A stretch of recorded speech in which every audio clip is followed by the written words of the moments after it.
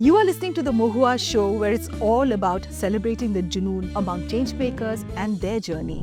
Instagram facilitates the sexualization and eroticization of underage girls. Thousands of men are openly sexualizing children on Instagram in plain sight. It's become a marketplace where children are styled and posed and packaged to appeal to adult audiences. Girls' personal Instagram accounts and so-called fan and shout-out pages serve as sneak peeks of the content predators can access if they pay for it. So instead of protecting kids, Instagram's algorithm is actually amplifying these accounts and pushing them out to a wider audience, further increasing that risk. And Instagram is profiting the entire way. One of the really good things that this series did, it brought terminology like Incel and Manosphere into our conversations, which was really needed because this is a very real threat that boys are facing today. I think this series shone a light on the toxic online figures and ideologies shaping the minds of our young people today. Influencers like Andrew Tate, who we've just mentioned, were touched on in that series, and how easily boys can be radicalized into misogyny under the radar of parents and schools and the community. I really want girls to understand that the industry is selling you empowerment while profiting from your objectification are lying to you. Real empowerment isn't about being desirable. It's about having agency. It's about the freedom to say no, the freedom to speak out, to take up space, to stand with others fighting for justice. What if I told you that rape and incest games are being marketed to 12-year-olds? That Instagram's kidfluencer world is quietly fueling a black market of exploitation. That Spotify hosted a course on how to traffic women and it took a trauma counselor to shut it down. What Netflix hit series Adolescence gets right about the radicalization of young boys. What do you do when your 12-year-old can download a game that simulates rape? This isn't a dystopian script. This is real life. Today's episode, we are joined and extremely honored to talk about the safety of children and the future of gender equality in a digital world. And our guest today has been fighting on the front lines of it. Today's episode is not easy, but it's necessary. We're joined by Renee Chopping, a trauma counselor and tireless advocate for women and children's safety. She's worked in the field of sexual exploitation and human trafficking for over a decade, from India to Southeast Asia to Australia. And today, we are talking about what's happening right now on platforms like Spotify, Instagram, and Steam. Renee, welcome in today's episode. And I'm so honored and grateful that you took out the time to be here with me. And I've been following your work, and I am so impressed with what you're doing and the courage that you have. So let's just start, with the petition that caught headlines. Spotify hosting Andrew Tate's courses teaching men how to manipulate and traffic women. So Renee, what did you see that pushed you, to act? First of all, thank you for having me, and thank you for being willing to have these conversations. It's very encouraging when people reach out to talk about these very difficult topics. Spotify and Andrew Tate, myself and my colleagues saw that he had courses available on Spotify that were actively teaching men how to manipulate and control and profit from the exploitation of women. This is content that blatantly contradicted Spotify's own platform rules. We had reported it and found even just the reporting process on Spotify alone was difficult to navigate. It wasn't straightforward, and it felt like that was almost intentional. And so we wanted to get our supporters on board with this and get these courses down from Spotify. So the best way, we thought, the most effective way to do that was to start this petition and link this to my work with survivors of sex trafficking overseas, because there was a direct correlation between the work that I had been doing overseas to the content that we found was available in Tate's courses on Spotify. How do people like Tate really go out there, Renee? I mean, this really beats me. I mean, How do they get there with those millions of people following them? What is the mindset? Yeah, look, Tate has kind of tapped into a deficit, I think, that boys are feeling right now, in that boys are feeling isolated, they're feeling angry, they're confused in a rapidly changing world. And people like Tate, he's not the only one, but he's definitely been on the front line of this. Tate and others like him are offering that false sense of identity and control through dominance, entitlement, and rage. So they're kind of, these really sexist and anti-woman ideologies, but they're repackaged as self-help or empowerment. And that can be, on the initial introduction, that can be quite appealing to boys and men. And so Tate really tapped into these kind of insecurities that boys and men are feeling today, and he's exploiting them by pushing his own agenda. So there's a chilling report, about child influencers being groomed and exploited on Instagram, sometimes by their own parents. I mean, it's shocking. So tell us what's really happening out there. Yeah, look, Instagram facilitates the sexualization and eroticization of underage girls. Thousands of men are openly sexualizing children on Instagram in plain sight. It's become a marketplace where children are styled and posed and packaged to appeal to adult audiences. My colleague, Lynn Swanson-Kennedy, has been heading up our campaign against Instagram, calling this out, and she's been forensically documenting cases for years, cases where child influencer accounts are flooded with sexualized comments that are often ignored or even liked by account managers, accounts where posts are being saved and shared across networks known for child sexual exploitation. Girls' personal Instagram accounts and so-called fan and shout-out pages serve as sneak peeks of the content predators can access if they pay for it. So instead of protecting kids, Instagram's algorithm is actually amplifying these accounts and pushing them out to a wider audience, further increasing that risk, and Instagram is profiting the entire way.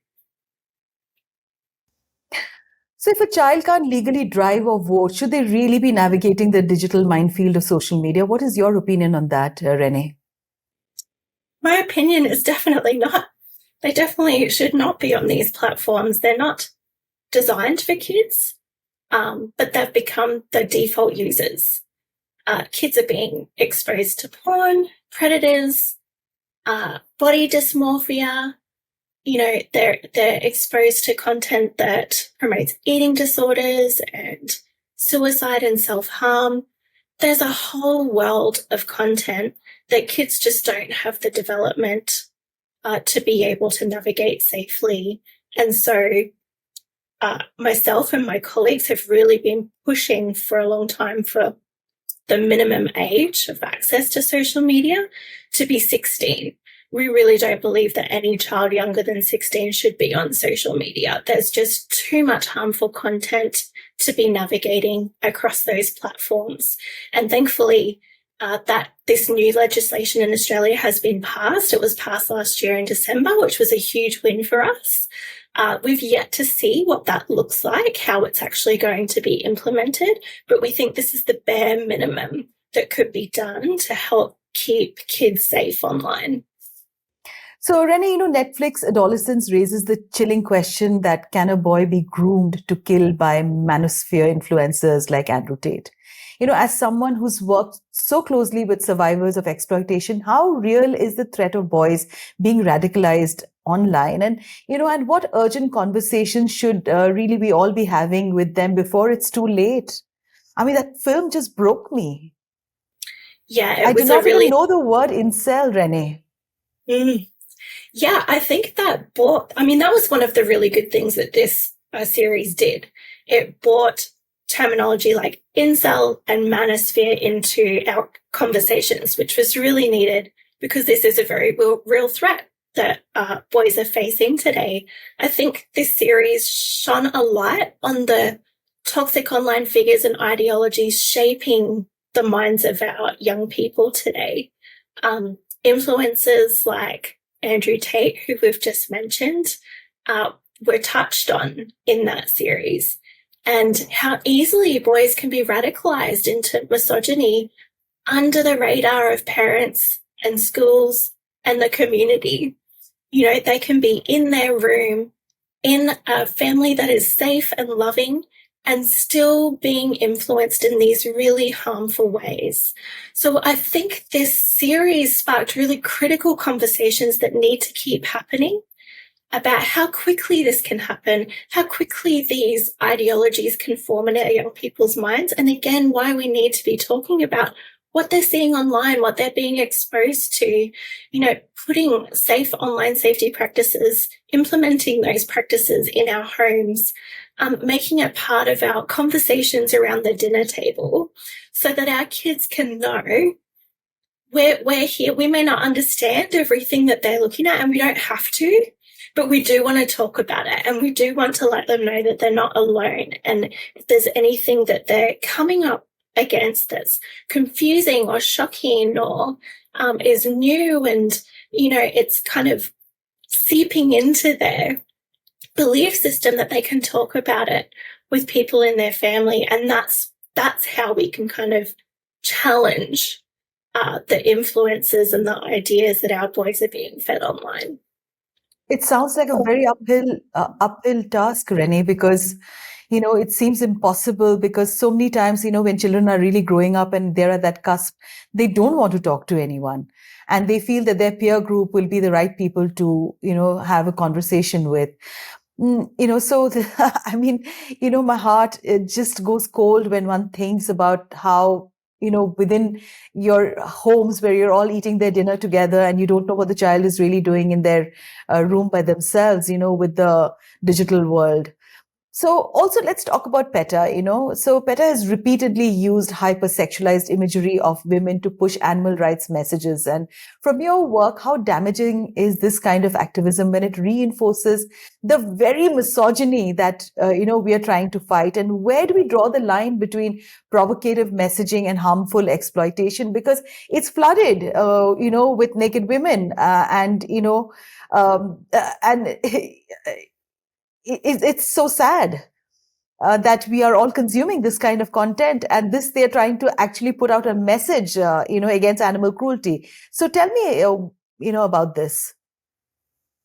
Yeah, I mean, we've highlighted PETA's sexualized activism before. We've highlighted again just recently with the recent ad that they've come out. I mean, they not only objectify women, but they also reinforce the systems of domination and dehumanization they claim to oppose. But it's also this dehumanization of women that feeds into other issues that exist on the same continuum of harm. It's this daily objectification and sexualization of women and girls that leads to violence against women. It leads to domestic violence against women in the home. It leads to the prostitution of women and the demand for women to be available in those spaces. And it leads to sex trafficking and sexual exploitation. These are not harmless ads. I know it's very tempting to kind of brush it off as, well, if you don't like it, don't be part of it. Or, you know, if it's offensive to you, just move on, don't look at it. Unfortunately, it's just not that simple. You know, these are out in public spaces, available for everyone to see, including children. And children's ideas of what it means to be a woman and what it means to be desirable are being formed then. And what does that look like years down the road? What does that look like when they're adults and they're contributing members of society? How is that influencing the way that they interact with people in their world? So we need to challenge it where it starts. And, you know, the sexualization, objectification of women and children in advertising and media, we need to be calling that out as we see it. So you've also raised concerns, about games like No Mercy, which simulates rape and incest and is available for kids, right? So could you elaborate on how these platforms really contribute, to the exploitation of children? I mean, No Mercy, a 3D pornographic rape and incest simulation game. I mean, it's pretty dire. The whole premise behind the game, players assume the persona of a man who rapes his female family members, including his mother and aunt, as punishment for his mother's infidelity. I mean, it's encouraging players to participate in virtual rape scenarios. We know that there's a very established research that shows the link between how media influences behaviors and attitudes. To think that this is exempt from that and that this is just a game is incredibly naive. We know, and we've said this time and time again, this kind of media does shape beliefs, attitudes, and behaviors.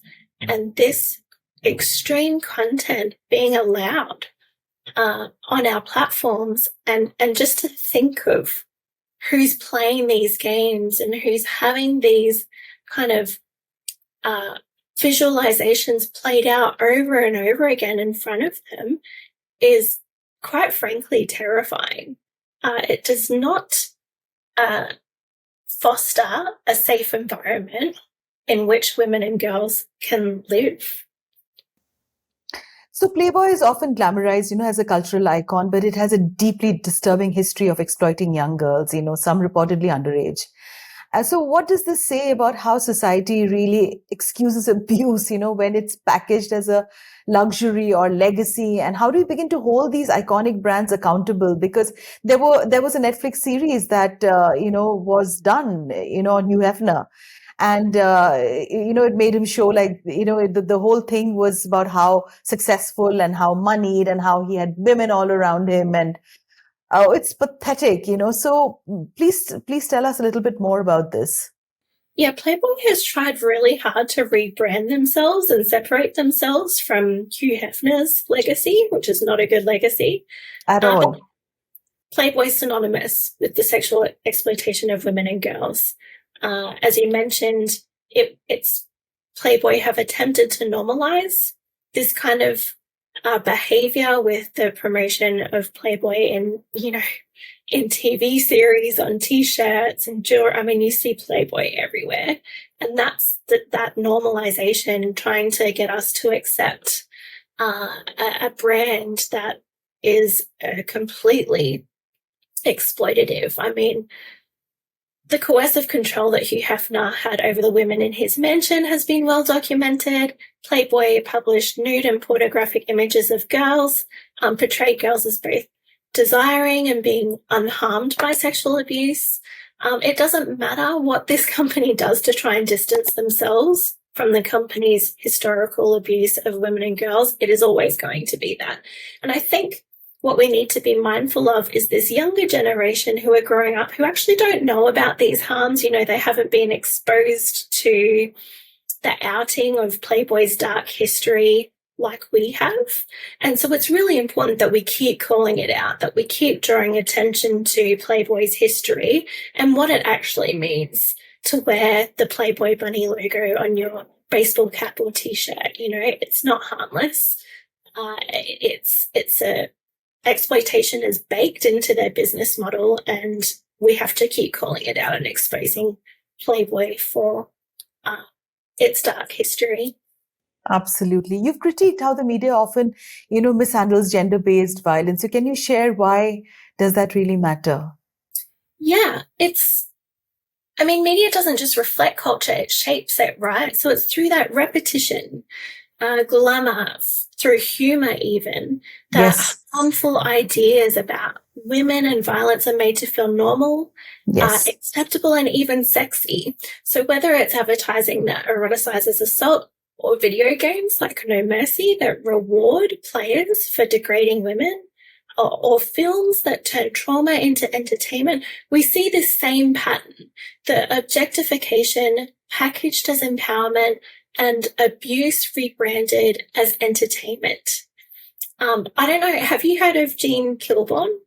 Yes, I have. Yeah, she has done amazing work in this space, you know, communicating that media is both an educator and a persuader. Again, I think sometimes we can be quite naive. Our ads don't have an influence on me. I just ignore them. They Yeah, 100% have an influence on us, of right? course they do. Consciously. So Jean Kilborn has a series, Killing Us Softly, which I recommend to anyone who hasn't seen it. Just saying, media messages influence our attitudes. They influence our behaviors and beliefs, like I said before, especially when it comes to gender.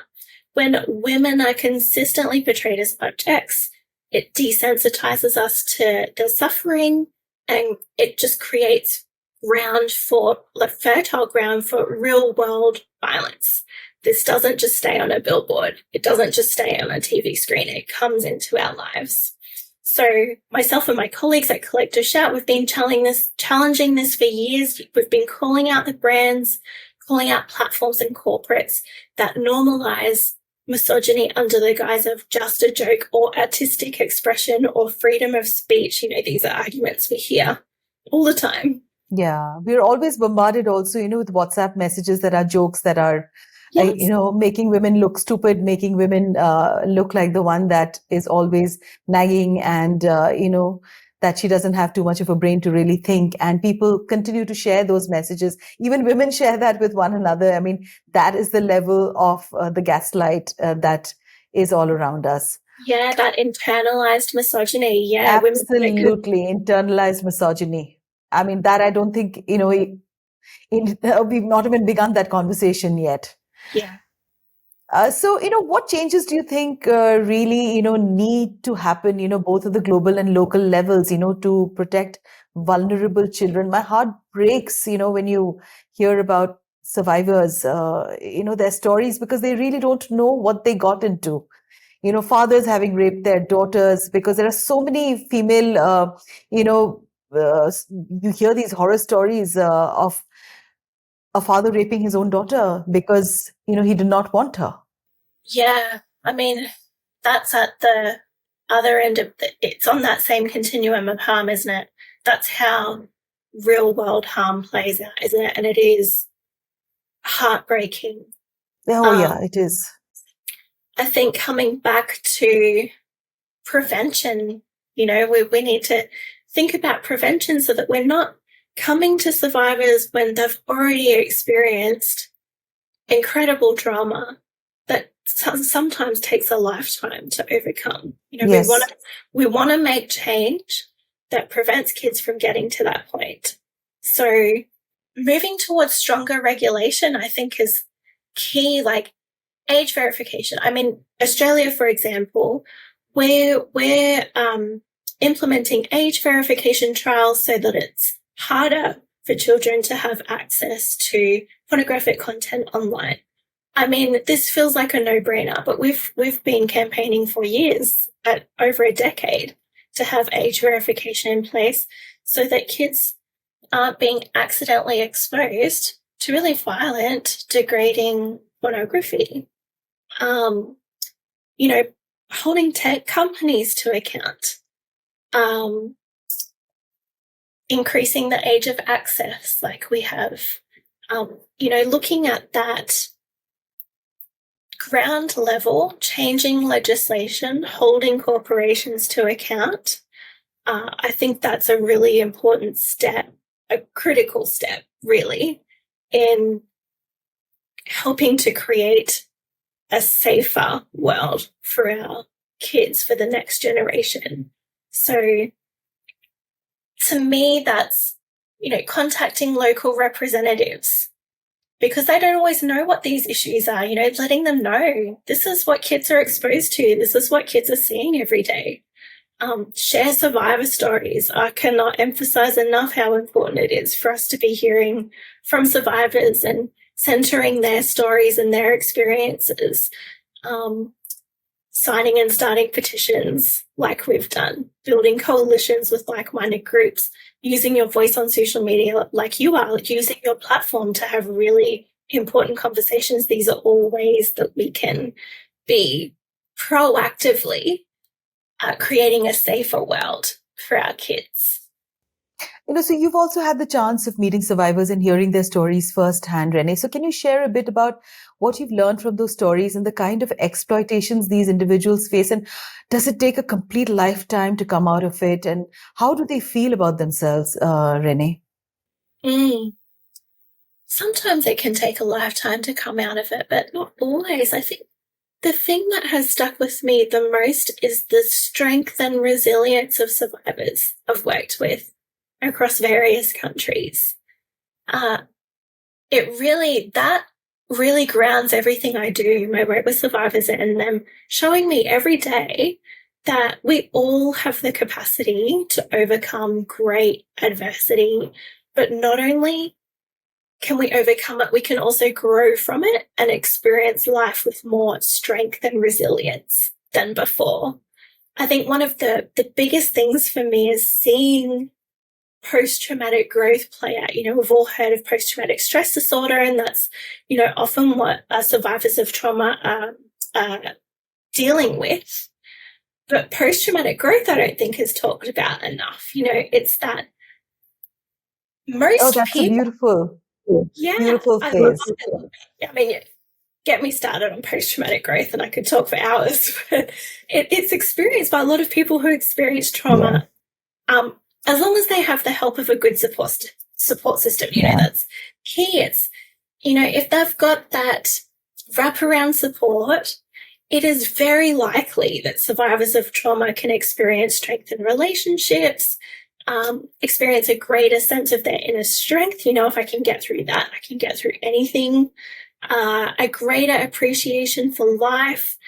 They experience a deepening of spiritual faith or a complete change in belief system, something that really anchors them, and having a sense of new opportunities. And these are areas that I often focused on when working with survivors and helping build those areas, because when you're looking at not just surviving something, but actually growing from it and flourishing, there's no end to what you can achieve. And I see women and girls live this out every day. I've worked with women in India who have come out of sexually exploitative practices, and not only have they overcome their trauma, but they're actually survivor leaders in their own community now. So they're living in their own communities, they're raising awareness about child protection, they're preventing child marriages, they're intervening when they're seeing red flags go up about children being harmed, and they're seen as figures of authority in their own community. And it gives me goosebumps to talk about, because I just think, wow, that's amazing.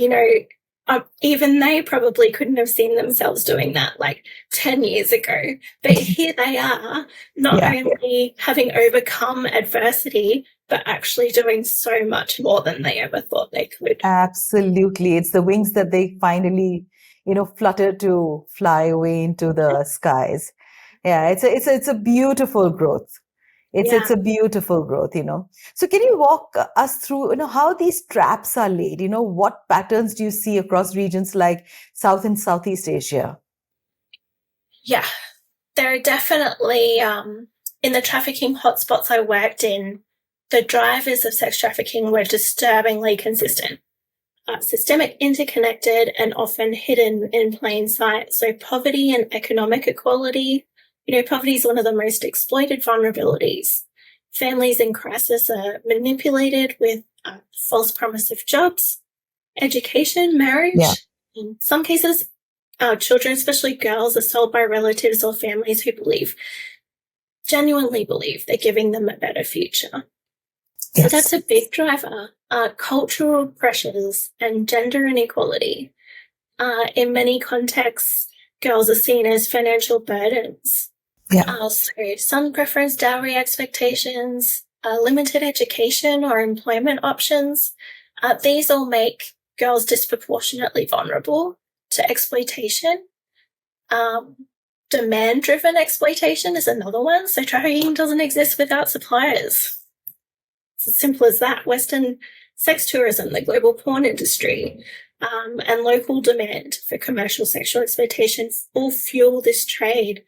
So we see, men travel to countries in South and Southeast Asia to exploit women and children, often under the illusion of consensual transactions, ignoring the coercive circumstances behind them. Oh boy, you just said it, Renee. Yeah. Those are very real risks. And now, with the growth of online activity, online recruitment and grooming is a huge one. So with the rise of smartphones and social media, traffickers increasingly target children and teens online, offering fake modeling jobs or luring them into relationships that lead to trafficking and lead to live-streamed abuse. Tech platforms really have become silent enablers of this exploitation. So they're just some of the way. I don't even feel like I've touched on all of it. I've just kind of skimmed the top, but they're just some of the ways that sex trafficking and human trafficking in general is playing out, not just in overseas countries. This is happening everywhere. It's happening in Australia. It is. So, what societal myths about trafficking would you really like to debunk, Renee? Yeah, I think the first one that people always say to me is it involves moving someone across borders, like trafficking is the same as smuggling. That's not the case. I want to debunk that first and foremost. Smuggling, it involves consent and movement across borders. Trafficking doesn't require crossing borders. It's more, I think it's important for people to understand it's defined by exploitation, not movement. Other myths are trafficking always involves kidnapping and physical restraint. Most victims aren't snatched. Most victims aren't kidnapped. Traffickers use grooming, manipulation, debt bondage, emotional coercion, false promises. I see these things play out all the time, especially with vulnerable people. So many victims don't even realize they're being trafficked. I would say most survivors that I've worked with would never have identified as a trafficking victim. It's only once they start learning more about human trafficking that they realize, that's what happened to me. I think another myth is that it only happens overseas. I get this a lot. As someone being based in Australia, people saying, it's not really a problem here. It 100% is a problem here. It's a problem everywhere. It happens in every country. Exploitation is often hidden in plain sight in brothels, hotels, construction, agriculture, or domestic work. So we really need to get familiar with the signs and what to look for. Another myth is that only women and girls are trafficked. Yes, they're disproportionately affected, especially in sex trafficking. But men and boys are also victims, particularly in the areas of forced labour and criminal exploitation. So we can't dismiss that it doesn't happen to men and boys. And I think the last myth that comes to mind is that victims always try to escape. I would say most victims feel that they actually can't escape. There's trauma bonding, there's threats to their families, there's lack of legal status, not having the right paperwork and having that freedom, or total, complete dependency on the trafficker. This can trap victims psychologically as well as physically. So I tend to feel it's a little bit on the side of victim blaming when someone says that they had the chance to leave but couldn't. It's so much more complex than that. What is it that we can do, Renee, in schools, at home, or as a society? What kind of solutions? This is it seems like this dark pit that one doesn't know how to come out of. Yeah, it does seem a little bit hopeless at times, but I do want to encourage you and whoever's listening, it's not totally hopeless. There are things that we can be doing at a ground level. And that's, having honest, age-appropriate conversations about media, consent, online harms. It starts there, doesn't it? Because as we said before, these things all exist on that same continuum of harm. So if we're going right back to the beginning and looking at that prevention education, thinking about how we can be talking about these things and incorporating these things into our everyday conversation with our family, with our colleagues, with our community. That's really where it starts with these conversations. And from there, thinking about, okay, how can we hold corporates to account? How can we advocate for stronger laws? How can we leverage our sphere of influence and mobilize the people around us to take action? You don't need a huge organization to do that. It can be you and a friend, it can be that easy. But I would encourage people, look for groups who are doing this, join them, build each other up. Because really, when we're coming together, when we're collectively shouting out against the exploitation of women and children and boys and men, there really is no end to what we can achieve.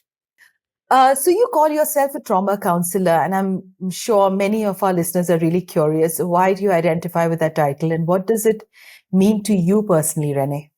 Yeah, I mean, the term trauma counselor really reflects the heart of the work I've been doing with survivors, supporting people who have lived through deeply distressing, often life-altering experiences like abuse, exploitation, violence, and trafficking. Trauma isn't just something that happened in the past. It rewires the brain, it floods the body with survival responses. It can shape how someone sees themselves, how they see others, and how they see the world long after the event has passed. So as a trauma counsellor, my role is to help survivors make sense of what's happened to them, not in a way that forces them to relive it, but in a way that restores their sense of agency, their sense of safety and self. So it's about walking alongside someone as they rebuild gently and intentionally and at their own pace. So it's not just about talking it out, it's about helping someone reconnect with their body, their story, and their future. So what message would you want to leave with young people, especially girls, who are really growing up in this very, very hyper-sexualized world? My message to girls, you were never made to be consumed. You're not a product, a pose, or a trend. You're wildly valuable beyond filters, beyond followers, and worthy of love that doesn't hurt or humiliate. I really want girls to understand that the industry is selling you empowerment while profiting from your objectification are lying to you. Real empowerment isn't about being desirable. It's about having agency. It's about the freedom to say no, the freedom to speak out, to take up space, to stand with others fighting for justice. So I would encourage any young girls who are listening, refuse to be reduced, challenge the systems that exploit you, and join others in the work of lifting each other up. Thank you, Renee, for taking out the time today and being on the episode. We wish you all the best with all the work, amazing work that you're doing. And like I said, it's been an honor to have you. Thank you. It's been an honor to be here. Thanks for having me. Thanks, Renee.